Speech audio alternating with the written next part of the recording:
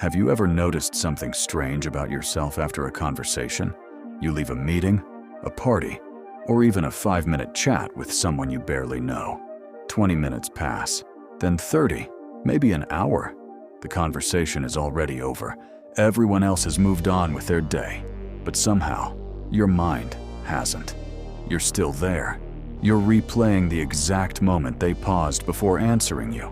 The way their smile looked for just a second. Whether they actually laughed because your joke was funny, or because they were trying to be polite. You start zooming in on tiny details that nobody else would even remember.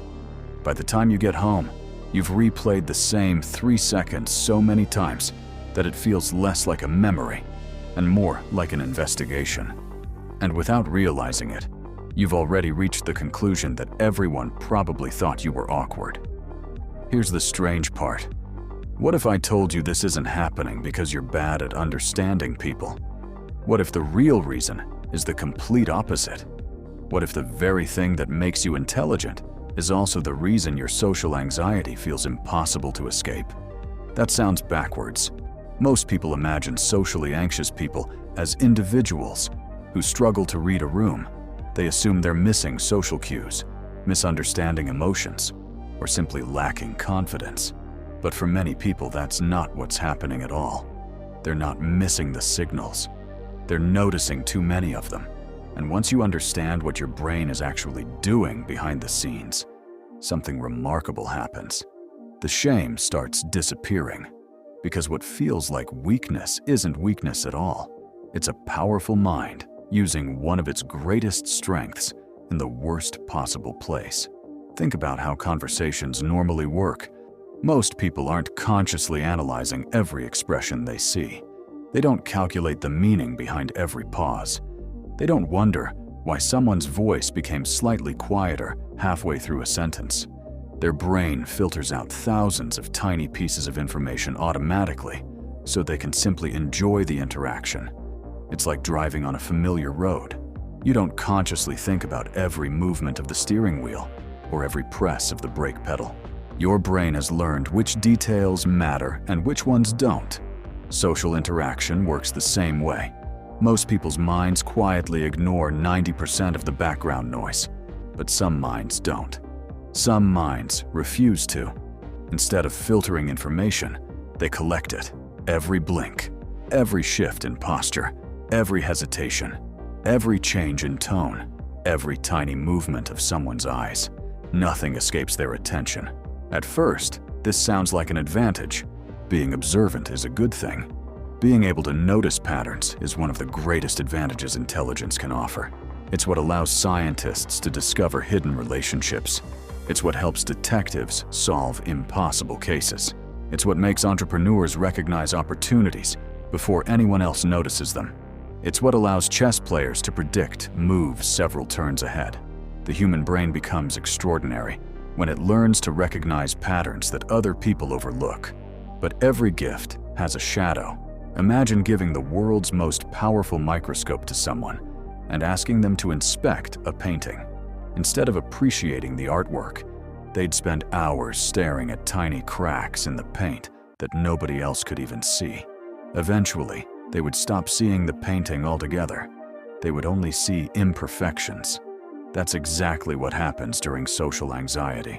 Your brain becomes so focused on microscopic details that it loses sight of the bigger picture.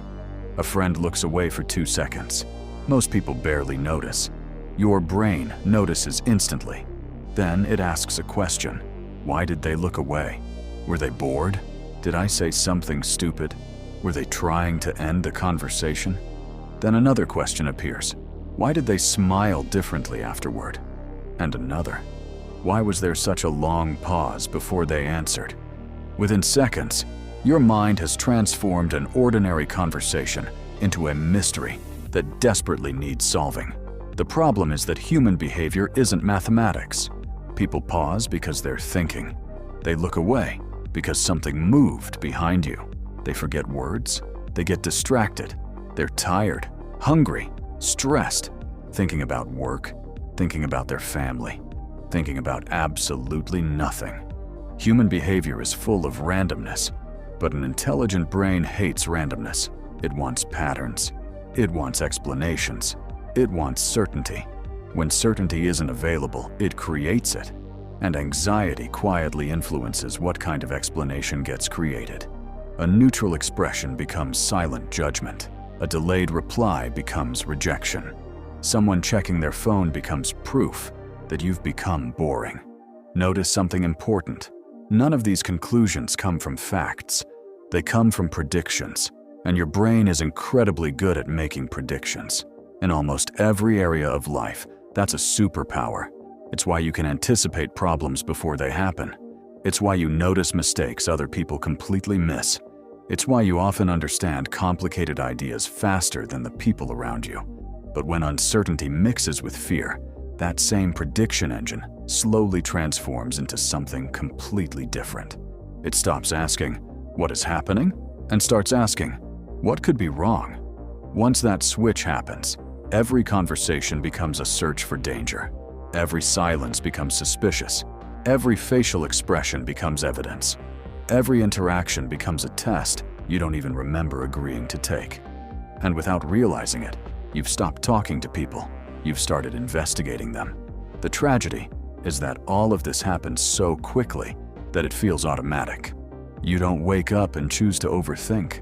Your brain simply believes it's protecting you.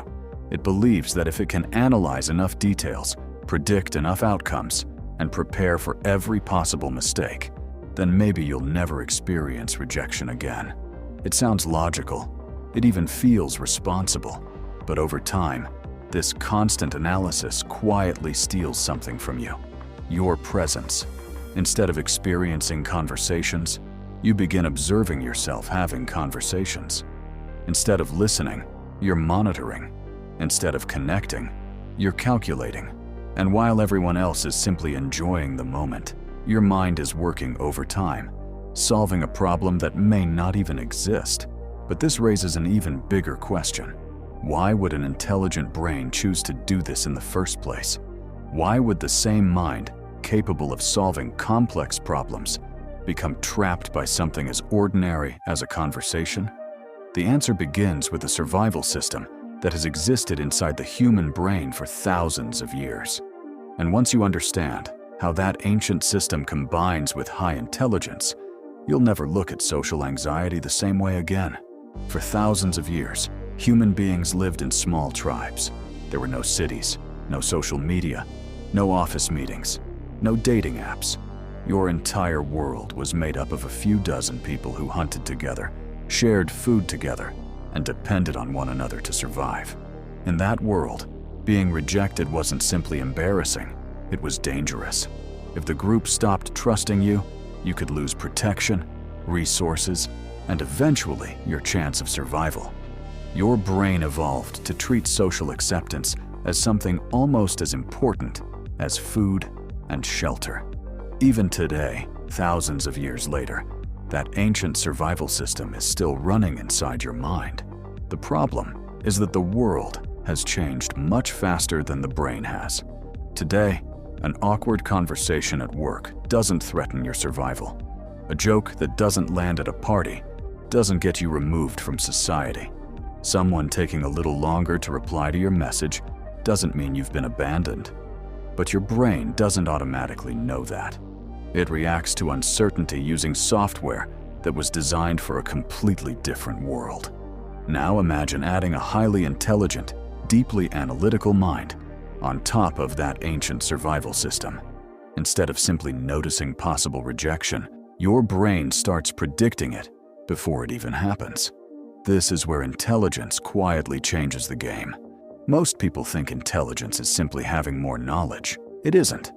At its core, intelligence is a prediction machine. Your brain constantly builds models of the future. It studies the past, searches for patterns in the present, and then tries to guess what will happen next. This ability is one of the greatest reasons human beings have achieved extraordinary things.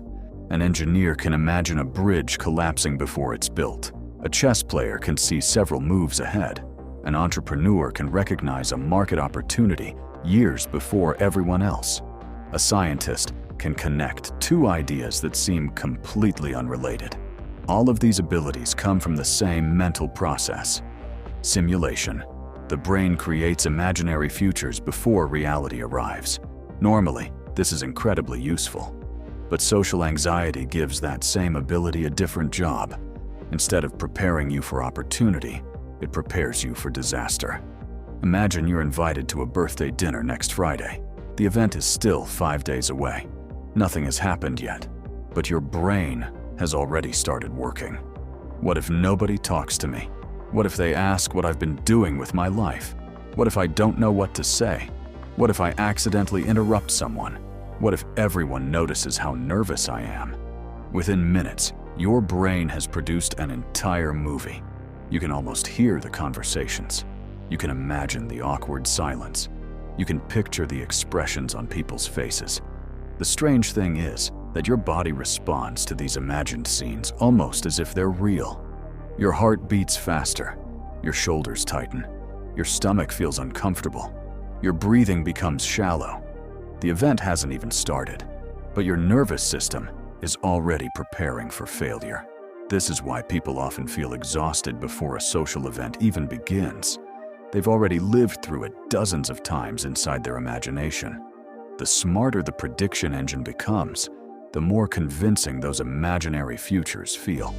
Your mind doesn't generate one possible outcome. It generates 20, then 50, then 100. Each one slightly different, each one searching for another possible mistake. And because intelligent minds naturally produce detailed simulations, every scenario feels believable.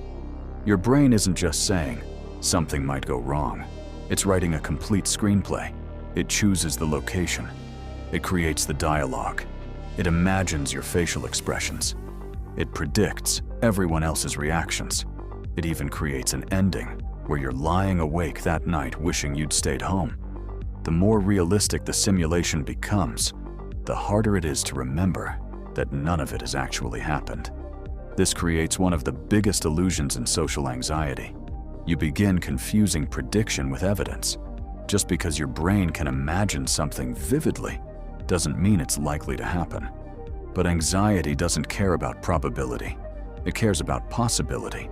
If something could happen, anxiety treats it as if it's already happening. That's why reassurance rarely works. Someone tells you, "Don't worry, it'll be fine." For a few minutes you feel better. Then your brain quietly responds with another question. But what if this time is different? The prediction engine starts running again. Not because it's trying to hurt you, because it thinks its job is to keep searching until every possible risk has been eliminated. The problem is that social situations don't offer perfect certainty. Human beings are unpredictable. No amount of thinking can guarantee exactly how every conversation will unfold. Yet your brain keeps trying anyway. It's like trying to predict every wave in the ocean before stepping onto the beach. The work never ends. And because the work never ends, neither does the anxiety. Eventually, something subtle begins to happen. You stop trusting reality. Instead, you start trusting your simulations. You believe the conversation in your head more than the conversation happening in front of you. The imagined rejection feels more real than the genuine smile someone just gave you. The fictional criticism becomes louder than the actual compliment you received. Slowly, almost without noticing, your own imagination becomes more convincing than reality itself. And that's the moment social anxiety becomes incredibly difficult to escape. Because now your greatest strength, your ability to imagine, predict, and analyze, is quietly building a world that exists only inside your own mind. But this still doesn't explain the most exhausting part of all.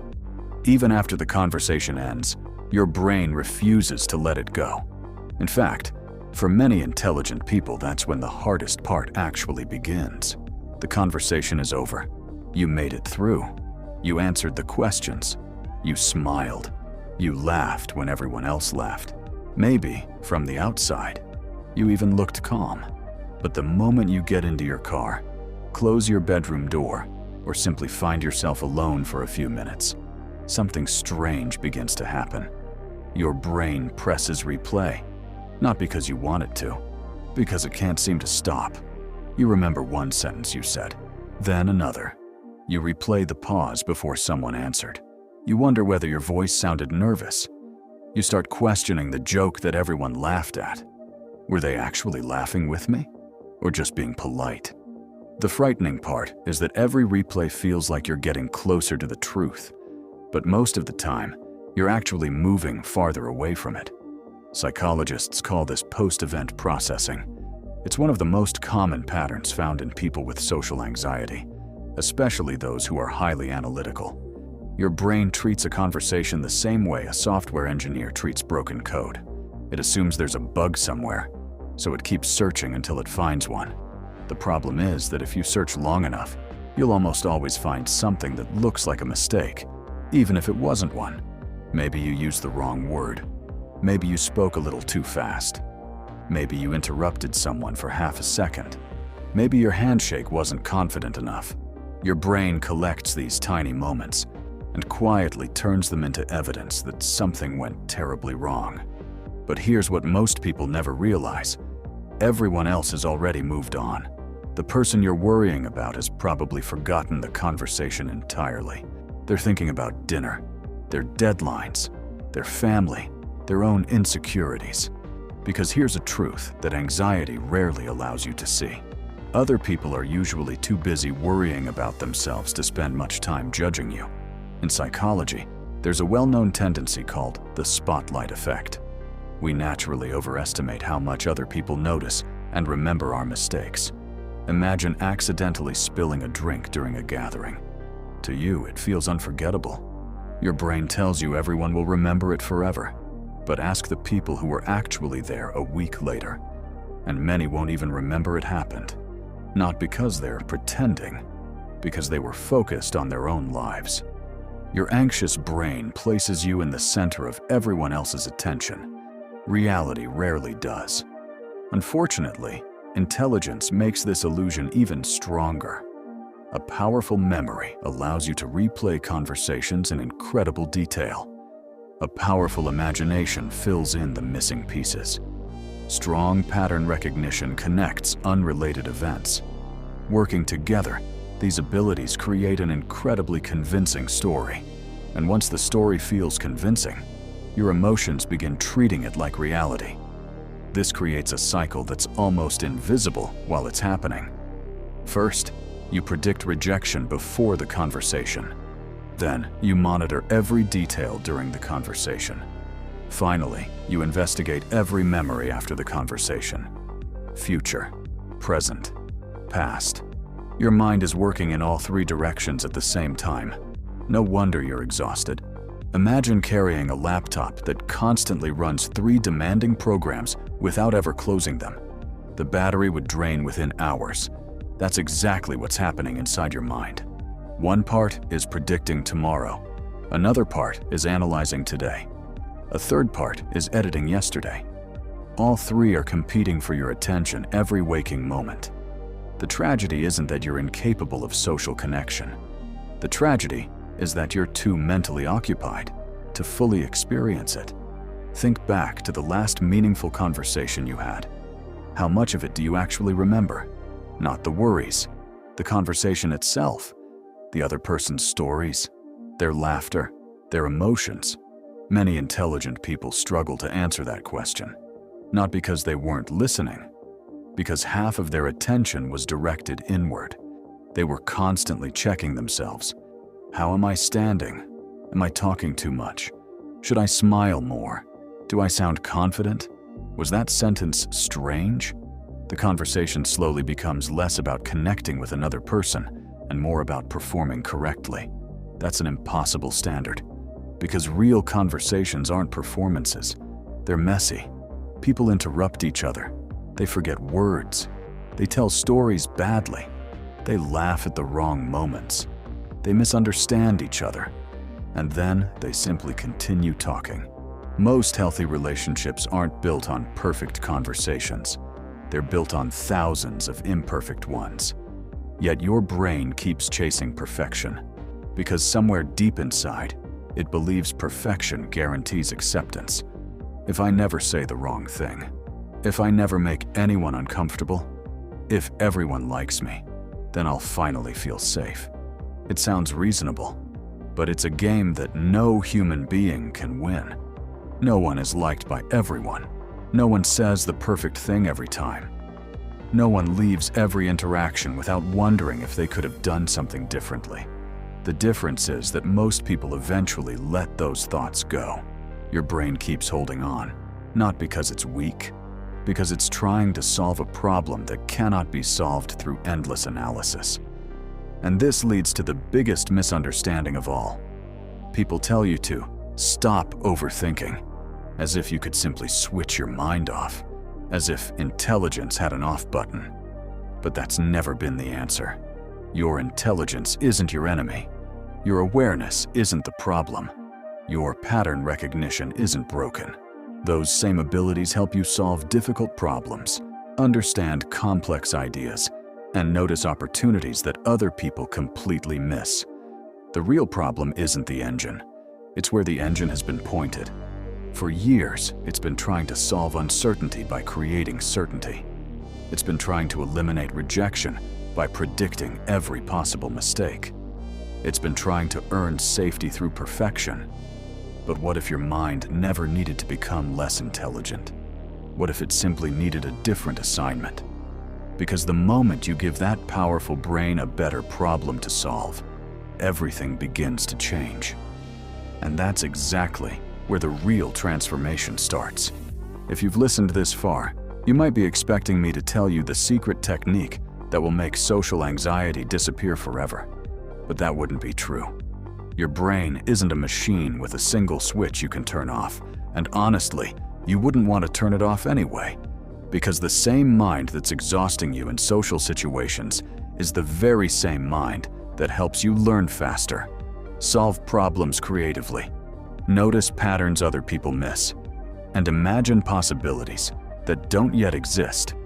The goal isn't to become less intelligent. The goal is to teach your intelligence where it actually belongs. Everything starts with one small shift. The next time you notice yourself analyzing someone's face during a conversation, don't argue with the thought. Don't try to prove it wrong. Simply recognize what's happening. Your prediction engine has started running. That simple realization creates something incredibly valuable: distance. Instead of becoming the thought, you become the observer of the thought. And that tiny gap changes everything. Because thoughts are not facts, they are guesses. Some guesses are accurate, many aren't. Your brain has simply become so practiced at predicting social danger that it now mistakes prediction for certainty. The second shift is learning to collect real evidence instead of imagined evidence. Think about how a scientist works. A scientist doesn't begin with a conclusion. They begin with curiosity. They test, they observe, then they update their beliefs based on reality. Your anxious mind does the opposite. It reaches the conclusion first. They think I'm boring. They don't like me. I embarrassed myself. Then it spends the rest of the day searching for evidence to support that conclusion. Imagine applying the same standards you use everywhere else in your life. If someone paused before answering, does that automatically prove they were judging you? Of course not. Maybe they were thinking. Maybe they didn't hear you clearly. Maybe they were distracted by something behind you. Maybe they were deciding how to explain their answer. There are dozens of possible explanations. Anxiety simply chooses the darkest one first. Your job isn't to force yourself into blind optimism. Your job is to leave the question unanswered until you actually have evidence. That sentence alone can change the way you experience conversations. I don't know what that meant. Most intelligent people hate saying those words.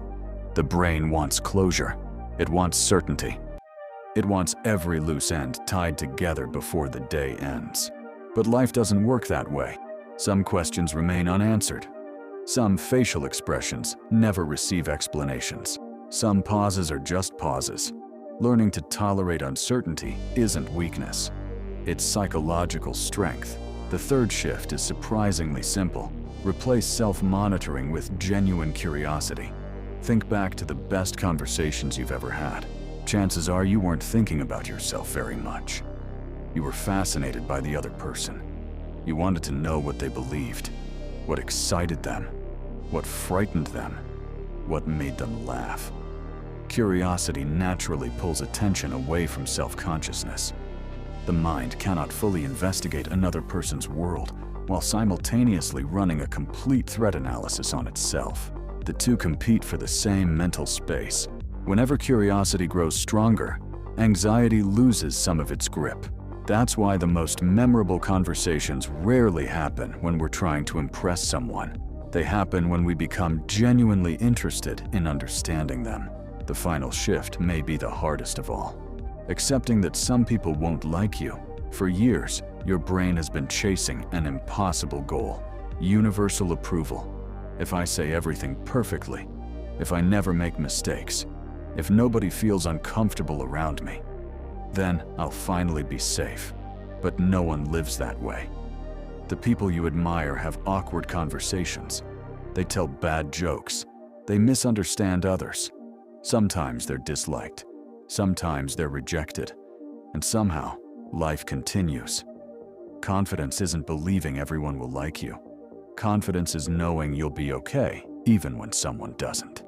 That's the freedom anxiety has been trying to protect you from all along. It believed avoiding rejection would create peace. Instead, it created a prison where every conversation became another test you had to pass. The truth is that human connection has never required perfection. It requires presence. People rarely remember whether every sentence you spoke was flawless. They remember how they felt around you. Whether you listened, whether you were authentic, whether they felt understood. Those things don't come from perfect performance. They come from paying attention to the moment instead of the story inside your head. Imagine what would happen if all the mental energy you've spent replaying old conversations, predicting future conversations, and analyzing every tiny social detail was redirected toward creating something meaningful. Learning a skill, building a business, writing, creating, leading, helping someone else. The same engine that has been fueling your anxiety could become the engine that transforms your life. Nothing about your mind needs to be thrown away. It only needs a new direction. The next time you catch yourself replaying a conversation for the 20th time, remember this: you are not seeing reality. You are watching a prediction engine searching for certainty in a place where certainty has never existed. You don't have to fight your mind. You don't have to silence it. You simply have to stop asking it to solve a problem that has no perfect solution. Because the moment you stop demanding perfect certainty, you create space for genuine connection. The moment you stop demanding perfect approval, you become free to be yourself. The moment you stop treating every conversation like an exam, you finally get to experience what conversations were always meant to be. Not performances, not investigations, not battles. Two imperfect human beings sharing a moment together. Your intelligence was never your greatest obstacle. It has always been one of your greatest strengths. It simply spent too many years protecting you from dangers that no longer exist. It's time to give that extraordinary mind something better to build. If this video helped you understand yourself in a way you never have before, let me know in the comments which part felt the most familiar. Enjoy exploring the hidden psychology behind the way our minds work. Subscribe to the channel. Because sometimes, the biggest change in your life doesn't begin when you learn something new. It begins when you finally understand something that has been quietly controlling you all along. Thank you for watching. I'll see you in the next video.